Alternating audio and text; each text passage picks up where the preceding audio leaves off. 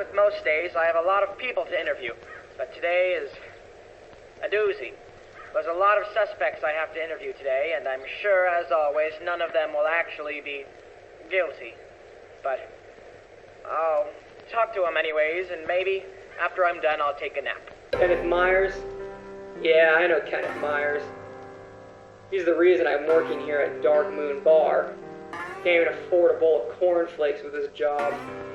Call the guy Ken once, fires me on the spot. I was a lead actor too, can you believe that? I'm not surprised he got off. I just wish I was there to see his face when it happened. I wasn't surprised to hear that he got murdered. Like I said, he was a very intense man. Really kind of rubbed people the wrong way sometimes. I mean, he got results, and that's what he was known for, but he was ruthless. Yeah. Oh, yeah. One time, he came up to me, and he said, Harry, you're nobody, and you're never going to amount to anything. It's the last time I saw him. And that really hurt, because my name is Daniel. Kenneth. May he rest in peace. Where peace is. You see, I was there when they were orchestrating their plan years ago. Oh, I've been waiting for this moment so I can take his spot to be the best director. Yes. No longer will I be an ensemble. I will control this place.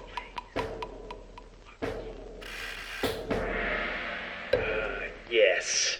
Kenneth Myers. My rival. I directed a musical that premiered on the same night as one of his. Myers could never share the spotlight. I'm convinced that he sabotaged my production. In Act 3, the gun was missing. At a pivotal moment. After such an embarrassing opening night, the producers fired me. I couldn't afford to put a bounty on Myers. But he ruined me. If given the opportunity, I would have strangled him myself.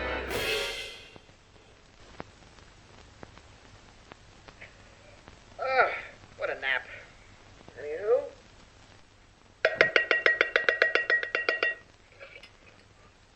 Morning, you two. As the hip kids on the street say, hello. We've been working on this case for 2 weeks, and all we know for certain is that beans are a crucial pillar in the New York City economy. We've developed quite an impressive list of suspects, but as we've learned in detective school, we've done hardly any logical thinking. Right now, all of our efforts are like chefs who refuse to add or subtract seasoning after the first addition of spices. No results. However, we do know about one thing. The burrito. The burrito? The burrito. In the crime scene photo, there was a picture of a burrito from the restaurant Rice and Beans, pictured next to Kenneth Myers' cold, dead corpse. This is America. A man should be able to die in peace without 3 mediocre detectives delving into his burrito consumption habits. Trust me, Hubert, I'm as familiar with the Second Amendment as you are. Both of you need to make like the door when you see a Girl Scout selling cookies. Shut it. Anywho, I managed to get my hands on the blood toxicology report earlier this morning, and there were definitely traces of ricin poison in Kenneth Myers' blood. How could we have been so blind? Rice and poison? Rice and beans? Rice and beans! The fact that I could understand both of those homophones is a testament to the absurdity of human existence. Somebody read The Myth of Sisyphus, didn't they? Yes. In fact, I'm having quite a doozy of an existential crisis, so I would appreciate if you would stop making fun of such crucial works of philosophical literature. My bad rhymes. Sisyphus rocks. This is clearly an uphill battle. Now, as both of you are significantly more intelligent than I shall now divert the conversation to be about what I can understand. Pride. We know Kenneth Myers ate a burrito, and that he was poisoned by ricin beans. And that's ricin spelled R-I-C-I-N. We can all use context clues, Ida. Anywho, I think we should all split up and interview the same suspects as last time. Only this time we look to find out who came into contact with the burrito to narrow down our list of suspects. Sounds good, Hubert. On 3. 1, 2, 3, burrito! Burrito! Does life have purpose?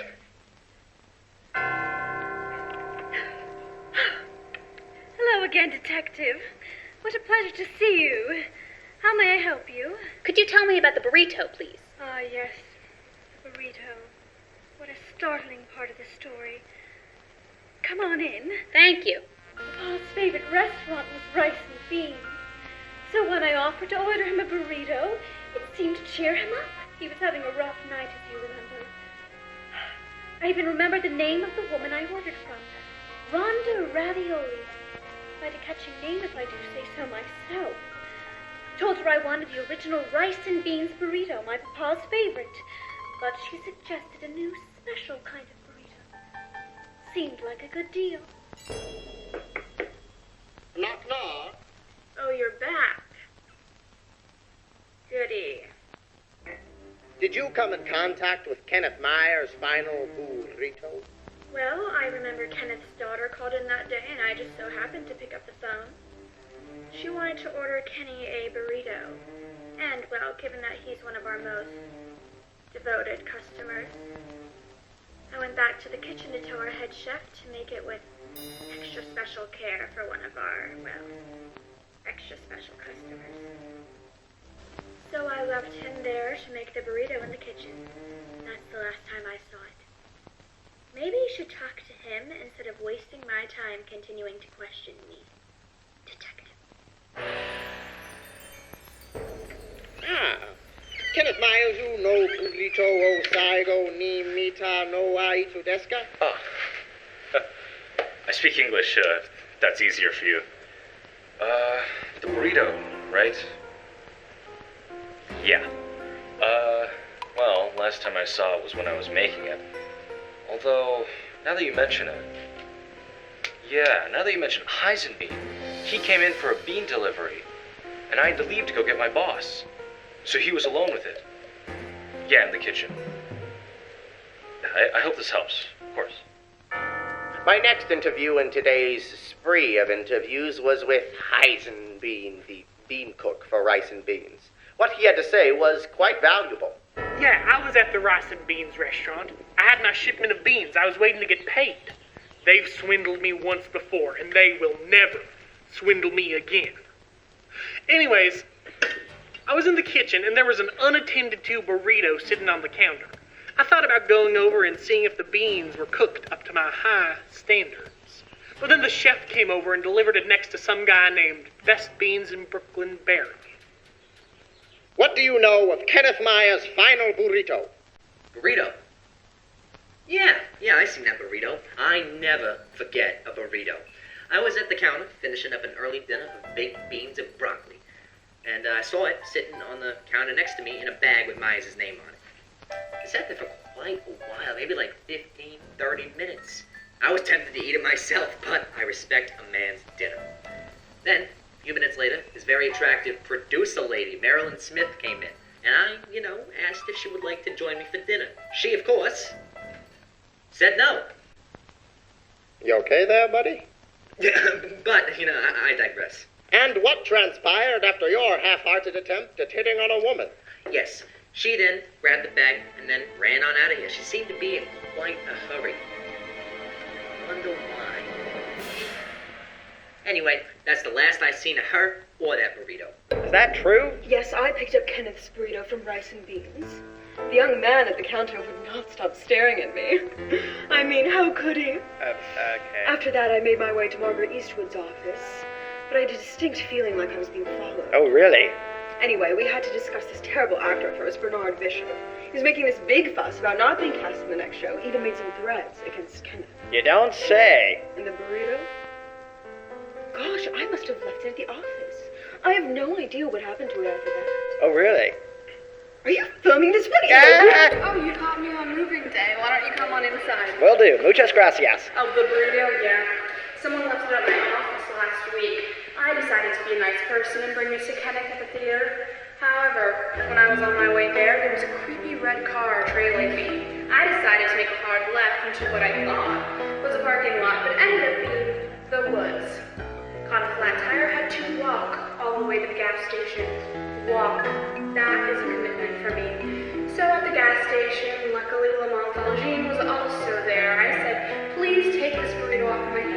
burden on my conscience. He was very nice about it, took the burrito, and left. Thank God. I haven't seen it since then. I don't track burritos, okay? That's weird. Is that all? Because I gotta hang this poster up. Excuse me, Mr. Valjean. Do you mind if I take my hat off?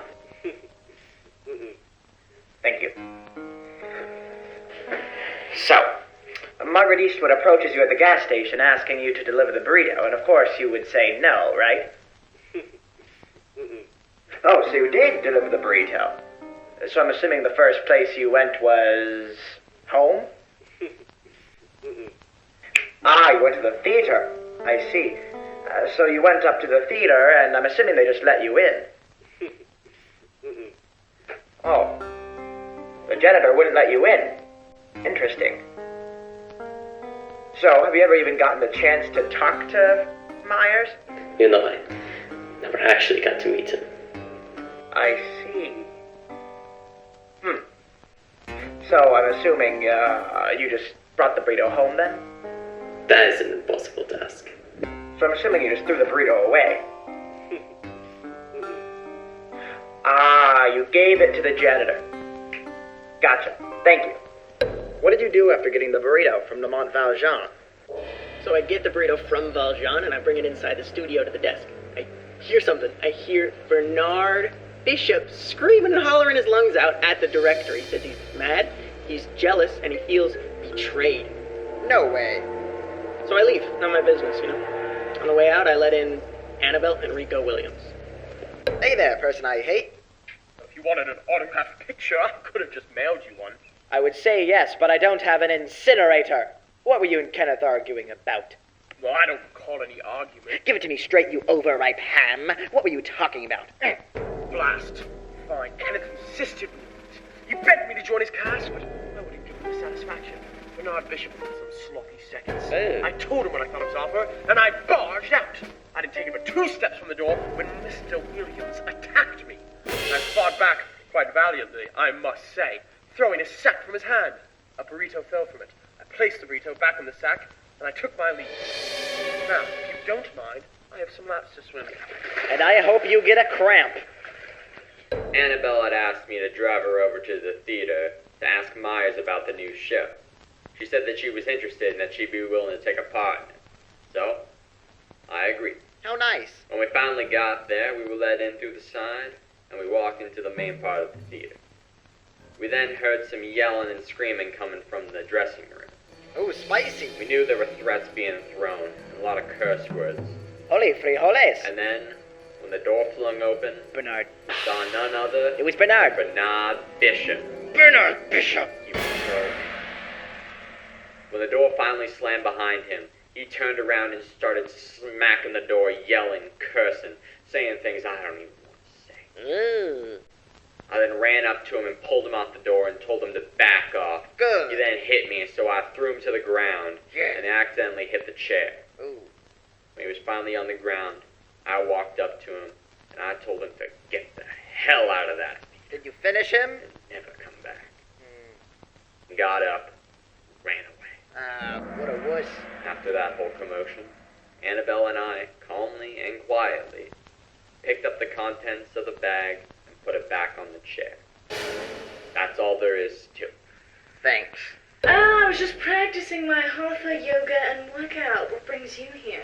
Your brother said that there was an argument between Kenneth Myers and Lucifer. Sorry, I mean Bernard Bishop. What's the deal with that? Oh, yes, I came to the theater with my brother to discuss future projects I might be able to assist in with Kenneth. And let's face it, he's always needed an assistant director. And then Bernard came in screaming and yelling. He even threatened Kenneth at one point. And the only way we were able to get him to leave was when I said I'd call the police.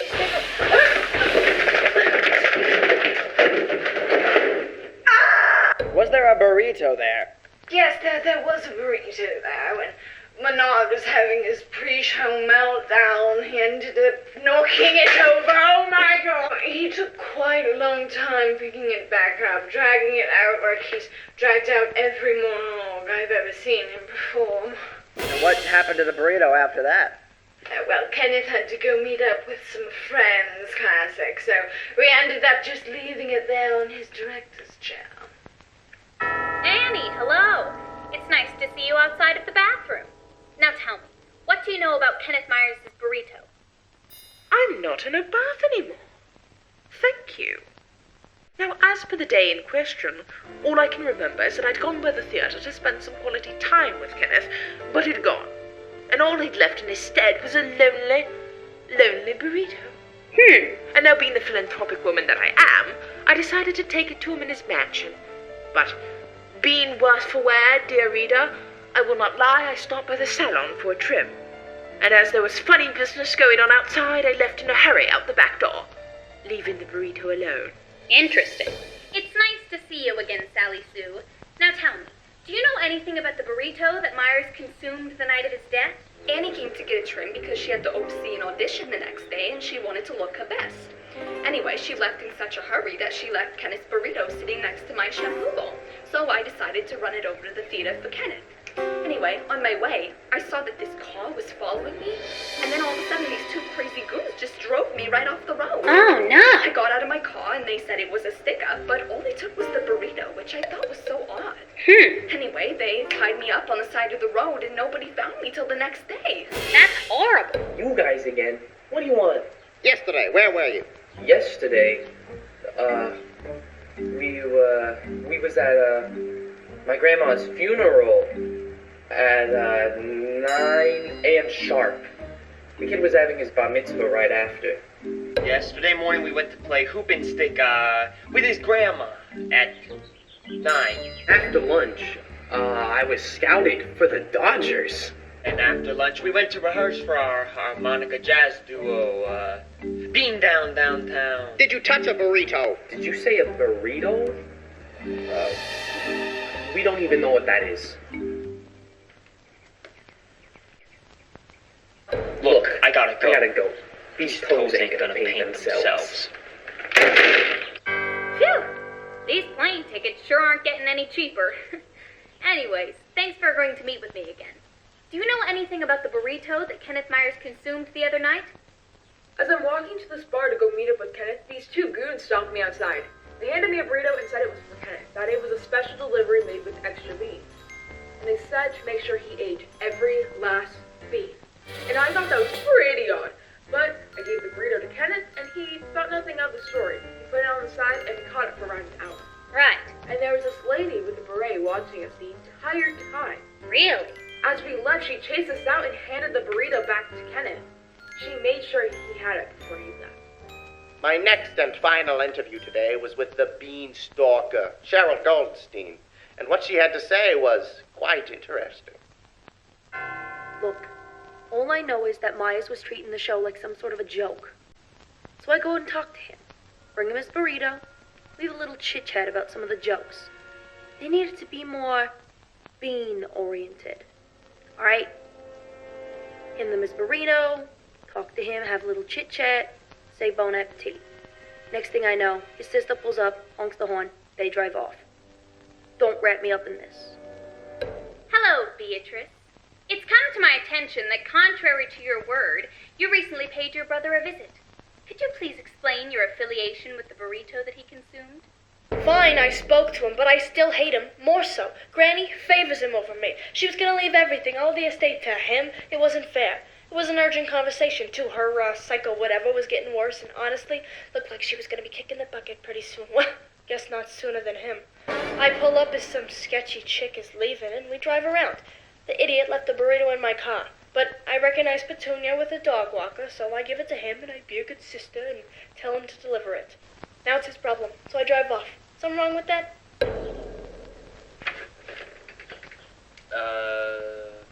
What is it about this time? Do you know anything about the burrito? Oh, the burrito. Well, I was walking with Petunia, and, Beatrice Myers handed me the burrito, told me to take it to the manor, so I took her back to the manor, and I put it on the counter. I will say that burrito looked really good, and I was really hungry, but I swear I didn't touch it. And, Grandma Myers asked if I wanted to play cards, but then Petunia got the runs. Ugh, gross. So I brushed her outside, and that was the last I saw of it. Well, good to know. Thank you for your time. Now, I do remember the dog walker stopped by, but his dog got quite sick, so he had to go. After that, Kenny and Julianne came downstairs to play a card game. After I won the card game, Kenny went back upstairs, but he had forgotten his burrito, so Julianne brought it up for him. Get back here. Sorry to bother you again, Julianne, but your great-grandmother informed me that you were the last person to come into contact with the burrito, before your father, of course. Could you please explain this encounter? Later that night, I played cards with Papa and Grandma, and then I retired to my room to work on my Myers Cure machine. Then Grandma called me down and told me to deliver the burrito to Papa. He'd left it downstairs. But when I knocked on his door, he told me not to come in. He had an important phone call to make. So I left it just outside his door. And that's the last I saw the burrito until I saw him lying dead on the floor with the burrito next to him on the ground. Well, fellow people from the 40s, seems like we've actually made some progress for once. Like a novice lockpick, it's taken a while, but we are a little further along to cracking this case. Never in my life have I been so thankful for a burrito. You've clearly never eaten a burrito. Amen. Yum, yum. Burritos are good, but justice is sweeter. I mean, the goal of the burrito is not to be sweet, really. More like savory. Have you heard of the fifth taste? And boy, oh boy, will I savor the taste of the murderer when they're caught. Justice tastes distinctly of umami. Watch your mouth, Hubert. No, I will eat with it and chomp away at the guacamole of justice when the man that made Myers lose his last day pays. We set out to narrow our list of suspects, and what we did was not that. Well put, Rhymes. As much as I hate to say it, today was like an infertile apple tree. Fruitless. Any of our suspects could be the murderer. Tomorrow we'll get to the bottom of it.